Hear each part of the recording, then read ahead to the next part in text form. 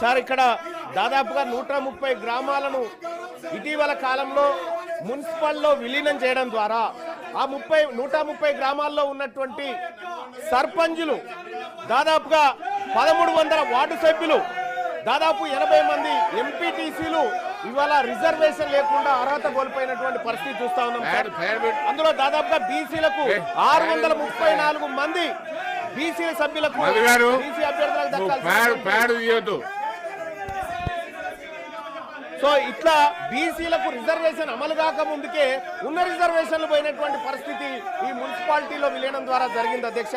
So అధ్యక్ష, అత్యంత బాధాకరమైన విషయం ఏంటంటే మా బీసీల గోడు వెళ్ళబోసుకుందాం, బీసీల గోడు సభకు వెళ్ళబోసుకునే టైంలో విపక్ష నాయకులు బీఆర్ఎస్ పార్టీ నాయకులు ఈ విధంగా వ్యవహరించి బీసీలకు సంబంధించినటువంటి అంశంలో వీళ్ళు చేస్తున్నటువంటి కార్యక్రమం ఏదైతే ఉందో అధ్యక్ష, ఇది బీసీలకు మోసం చేసే కార్యక్రమం తప్ప ఇంకొకటి కాదు అధ్యక్ష. దయచేసి బీసీల విషయంలో బీసీల టాపిక్ వచ్చినప్పుడు బీసీల బిల్లు పెట్టినప్పుడు కొద్దిగా సంయమనం పాటించాల్సినటువంటి అవసరం ఈ సభ వీళ్ళకు ఉండే సార్. కానీ ఆ ప్రయత్నం ఏం చేయట్లేదు. ఇక్కడ మేము మొత్తుకుంటున్నాం సార్, 70 సంవత్సరాల నుంచి బీసీల పార్టీ ప్రభుత్వం అంతో ఇంతో బీసీలకు లబ్ధి చేకూర్చడం కోసం కామారెడ్డిలో డిక్లరేషన్ పెట్టి 42% రిజర్వేషన్ ఇవ్వడానికి ప్రయత్నం చేస్తున్న తరుణంలో కీలకమైనటువంటి 50% స్లాబ్ను ఎత్తివేయాలనేటువంటి ఒక అంశాన్ని తీసుకున్నప్పుడు దయచేసి అధ్యక్ష మా ఆవేదన ఎవరింటారు అధ్యక్ష, మా బీసీల ఆవేదన ఎవరింటారు అధ్యక్ష? ఈ నాయకులకేం పట్టింపు లేకుండా పోయింది. కనీసం మా బాధ వినాలి అధ్యక్ష, ఈ సభ వినాలి, ఈ సభ మా బాధ వినాలి, ఈ సభ మా బాధ అర్థం చేసుకోవాలి. 70 సంవత్సరాల నుంచి మాకు అన్యాయం జరుగుతుంది సార్, స్వాతంత్రం వచ్చినప్పటి నుంచి. కనీసం సార్ ఇక్కడ దాదాపు 634 బీసీలకు అవకాశాలు పోయినాయి సార్ ఇది అమలు కాకముందుకే. సార్ ఇంకొకటి సార్, కాంగ్రెస్ పార్టీ ఇప్పుడు 42% రిజర్వేషన్ ఇవ్వడానికి నిజంగా ఇప్పుడు అమెండ్మెంట్ చేస్తా ఉన్నాం, ఈ బిల్లును సరి చేస్తా ఉన్నాం, స్లాబ్ ఎత్తేస్తా ఉన్నాం కదా, దీనివల్ల కూడా సాధ్యం కాదు సార్. ఇది కూడా కేవలం మేము పని చేసామని చెప్పుకోవడానికి మాత్రమే పనికొస్తా తప్ప సార్ దీనికి 2 హార్డిల్స్ ఉన్నాయి సార్. ఒకటి సార్, ఇప్పుడు మనం ఇక్కడ 50% స్లాబ్ ఎత్తేసినప్పటికీ గవర్నర్ గారు ఆమోదం అవసరం సార్, గవర్నర్ గారు సంతకం అవసరం. ఒకవేళ అది దాటినా కూడా మళ్ళీ హైకోర్టు, మళ్ళీ సుప్రీంకోర్టు, మళ్ళీ ఇందిరాసహాని కేసు అడ్డం వస్తుంది సార్. ఇందిరాసహాని కేసు అడ్డం వచ్చినప్పుడు పరిస్థితి మళ్ళా మొదటికి వస్తుంది సార్.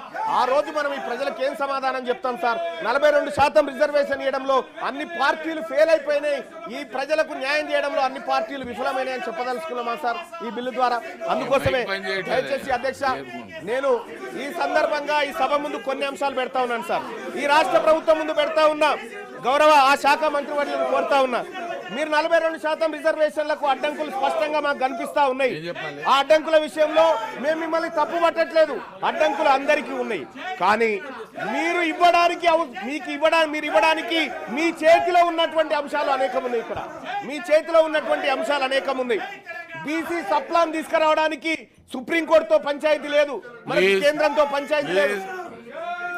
కాబట్టి బీసీ సప్లాన్ విషయంలోనైనా మీరు చర్యలు తీసుకోండి. బీసీలకు కామారెడ్డి డిక్లరేషన్ ప్రకారం ప్లీజ్, ఒకవేళ కాళేశ్వరం విషయంలో మన హౌదులో కూడా చర్చ కావాలన్నప్పుడు నేను తప్పనిసరిగా ప్రభుత్వంతో మాట్లాడతాను, నెక్స్ట్ సెషన్ లో పెట్టమని చెప్తాను. సార్ ఇక్కడ సార్ బీసీ సప్లాన్ విషయంలో సార్ ఈ రాష్ట్ర ప్రభుత్వం తక్షణ నిర్ణయం తీసుకోవచ్చు సార్. చేయదలుచుకుంటే బీసీ సప్లాన్ ప్రతి ఏడాది 20,000 కోట్ల రూపాయలు బీసీల సంక్షేమానికి ఖర్చు పెడతామని కామారెడ్డి డిక్లరేషన్ లో కాంగ్రెస్ పార్టీ చెప్పింది సార్. 5 ఏళ్ల కాలంలో 1,00,000 కోట్లు బీసీల సంక్షేమానికి ఖర్చు పెడతామని చెప్పినటువంటి కాంగ్రెస్ పార్టీ 2 బడ్జెట్లలో కలిపి కనీసం 20,000 కోట్లను కూడా బడ్జెట్ లో కేటాయించలేకపోయింది సార్.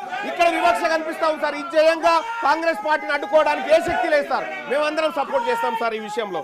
అలాగే సార్ ఇంకా ఎంబీసీ కులాలకు సంబంధించినటువంటి సంక్షేమ విషయంలో కూడా ఉన్నత విద్య కోసం 10 లక్షల రూపాయలు పూచీకత్తు లేని వడ్డీలు రుణాలు ఇప్పిస్తామని కాంగ్రెస్ పార్టీ హామీ ఇచ్చింది సార్.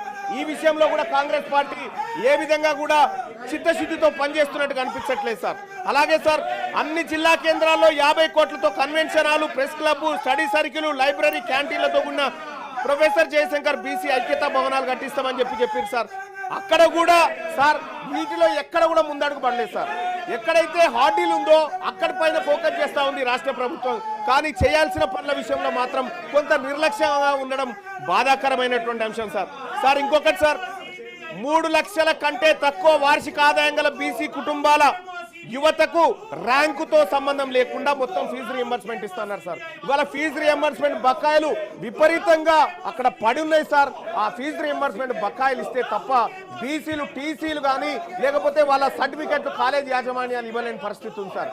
అందుకోసమే ఫీజు రియంబర్స్మెంట్ లో మీరు చేయాల్సిన కార్యక్రమాలు ఉన్నాయి, అవి చేయండి. అలాగే చేతి వృత్తులకు సాయం చేస్తామని కాంగ్రెస్ పార్టీ ఆ రోజు కామారెడ్డి డిక్లరేషన్ లో అవకాశం కల్పించింది సార్, మెన్షన్ కూడా చేసింది.